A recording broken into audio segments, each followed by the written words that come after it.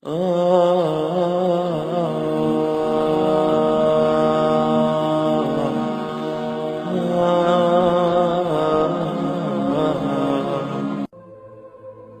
was a nighttime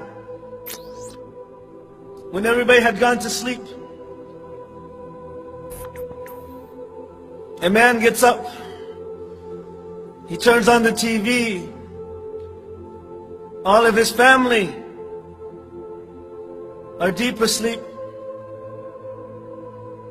And he watches something that's not appropriate. All of a sudden, a door opens and his daughter comes out. And she just barely learned how to talk. She looked at her father. Her father tried to rush to the TV and the remote to turn off. And she said, "Shame on you, Father. Shame on you." And then she went back into her room.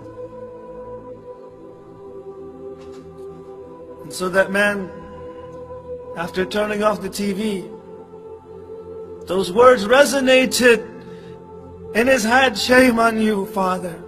Shame on you." And tears started coming down his eyes. And he stayed up until Fajr, crying. Then he went to the masjid and he prayed with the congregation, and he was crying so profusely. Some of the brothers who had not seen him that Fajr prayer, they said, "Are you okay, brother?" He said, "I'm okay." One of his close friends came to him. He says, "Are you okay?" And he is crying and he says, "For over 20 years, for 20 years, this was my first sujood for Allah subhanahu wa ta'ala. Because of his daughter. His daughter came on and said, 'Shame on you.'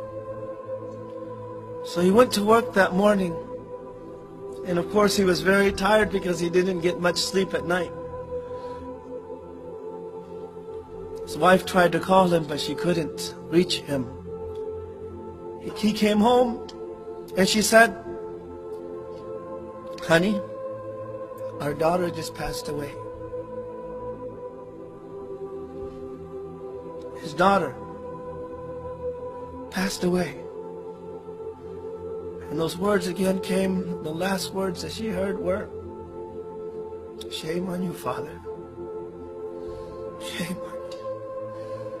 The whole day, those were his last words. "Shame on you." So he went and he buried her. He put her in the grave. When he put her in, he smiled. And his friend looked at him and said, "Why are you smiling?" When he had been crying so much, now he puts his daughter in the grave and he smiles. He says, "I buried my daughter, but she left a nur that will remain in my heart, inshallah, until the day of judgment." And from that time on, he became strong. He kept on going to the masjid. And he changed. Allah took away something from him. But because of those words from his daughter, he became good again. For 20 years, he didn't even prostrate to Allah subhanahu wa ta'ala. Shame on you. All of us, Allah subhanahu wa ta'ala has given us a lot of time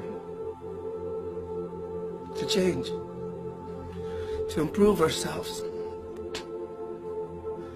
It's enough we've been disobeying Allah subhanahu wa ta'ala for a very long time.